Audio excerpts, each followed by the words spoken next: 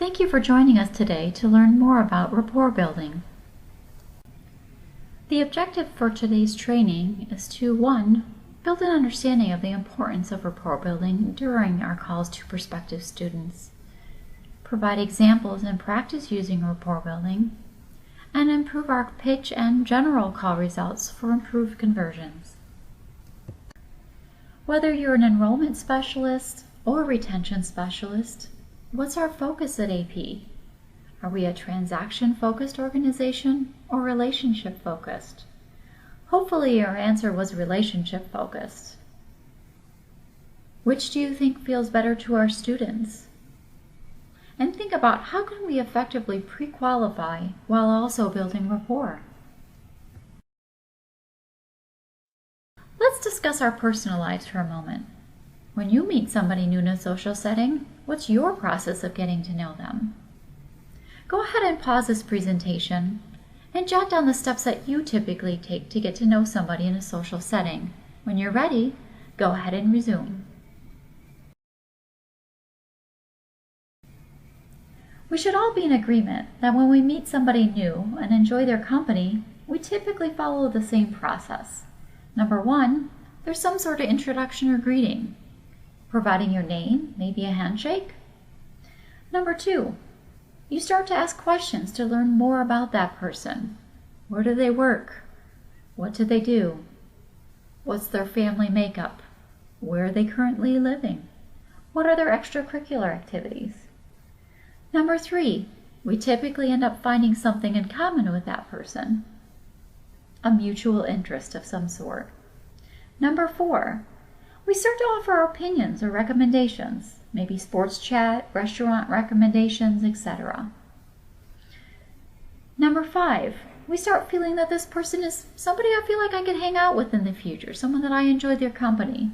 And then finally, asking for that person's phone number, some way to connect with them in the future so that we can continue building that relationship. Do you agree? Maybe you didn't realize it, but there is an actual process of building rapport or starting a relationship. And this is something you've been doing all along. Do the steps below look familiar? Let's go ahead and simplify this. The rapport building process is the same in our roles as it is in our daily lives. Let's take some time to walk through the relationship building steps as an enrollment specialist. If you're joining us today in a different role, much of this can be applied to you as well, so be sure to continue on with us. As we proceed, please notice that our peak performance sales tools and techniques are mentioned throughout, and this is to provide additional clarity on how they directly relate to the relationship building process that we're discussing today and, well, that you're following in your everyday lives. Let's go ahead and get started with the greeting, step 1. With the greeting, some things to remember are our hidden persuaders, something we discussed in peak performance training. How are you presenting yourself on the phone? Remember, you don't get a second chance to make a first impression, and you should have a 30-second power statement or commercial ready. How are you going to pique their interest? Secondly, mirroring. Are you matching your prospective student's personality, tone, and inflection on the phone to initially start building some rapport? And thirdly, seeking permission. Are you asking if you can transition from that greeting to asking some questions to get to know them a little bit better? Step 2, learn. During this step, it's very important to remember the art of questioning, something that we discussed quite a bit in peak performance training. How are you gathering information? How are you learning about your prospective students?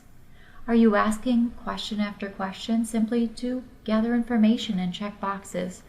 Or are you genuinely asking questions to get to know them as a person? Are you incorporating open, closed, reciprocity, hypothetical, or even magic questions?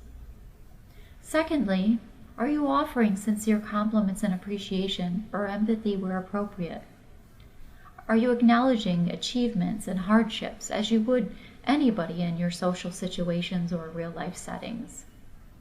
Remember, during this step, it's also very important to actively listen, making sure that you don't have distractions and that you are involved in the conversation. And this helps build rapport. Step 3, relate. This step is simple.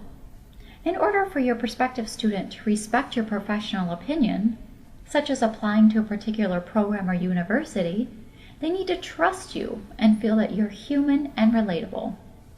How can we be more human and relatable? It's easy. Just share some of your common experiences. If you don't have any, share some common experiences that you've learned from other student conversations. Just let them know that they're not alone. So how do we know when we hit this point of the rapport building process? Rate of speech increases, conversation gets a little bit more relaxed, and many times there's laughter. Step 4, recommend. After we've spent time building rapport and learning about our prospective student, it would seem counterproductive to then present information about a program and university without even customizing it or relating it back to that student, right? It's very important during this part of the presentation that you're incorporating value statements to help your prospective student understand why these things matter to them and to show you are actively listening. This will help to continue building rapport. Secondly, you'll want to customize the presentation further by finding out what type of a learner they are. If they're visual, offer some more visual aids while you're discussing things on the phone. Maybe use some verbiage like, how does that look to you? Secondly, for an auditory learner or somebody who learns best by hearing, spend less time focused on visuals and emails, spend more time talking, and incorporate verbiage like, how does that sound? For a kinesthetic learner, offer opportunities for them to write information down as you're talking and incorporate language such as, how does that feel? And then remember DISC profiles. Remember your DISC personality profile and theirs, and try to match or mirror as best as you can. Step 5, feel. During this part of the presentation, your prospective student should feel comfortable with you and is possibly considering the program or university that you're promoting. This is a great time to incorporate temperature checks and to welcome concerns. Find out a little bit more about how that student's feeling through reciprocity, hypothetical, and magic questions, and welcome concerns so you can address those together on the phone and further build rapport. Step 6, relationship. This is the part of the presentation where you are initiating an ongoing relationship with your prospective student by asking them to apply. You're also building trust by walking through the process with them. Remember, this is a perfect time to ask for referrals because you've spent the time to build rapport and you're asking by association.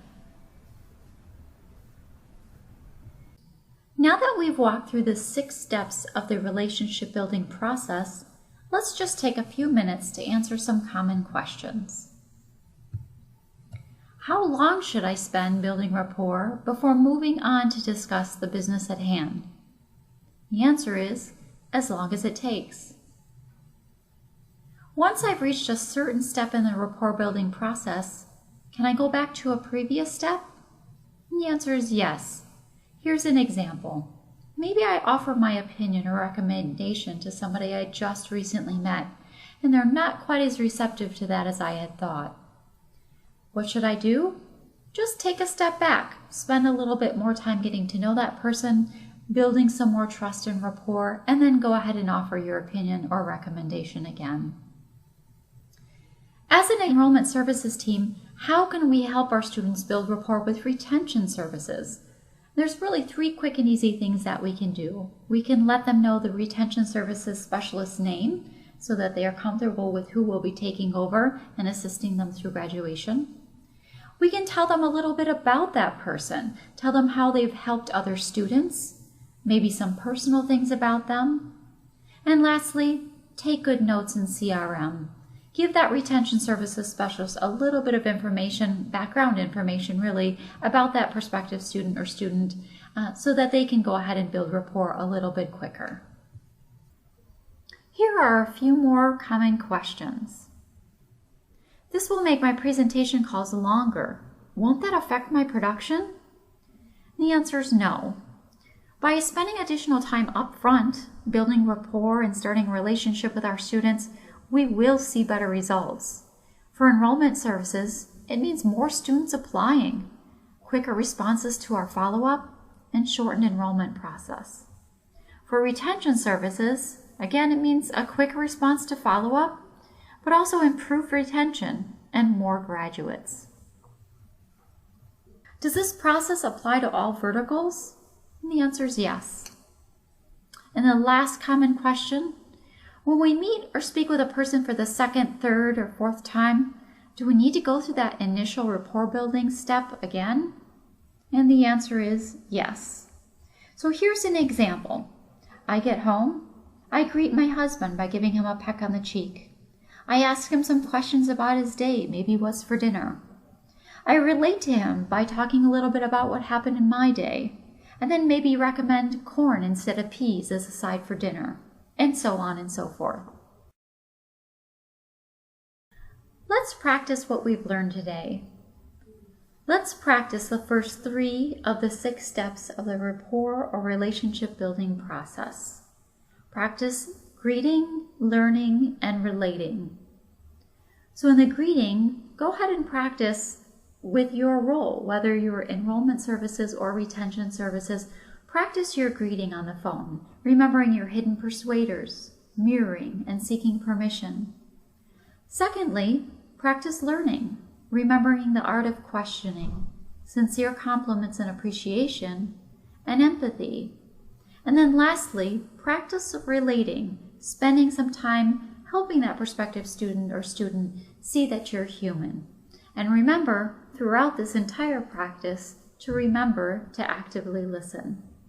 When you're ready, go ahead and continue with the presentation.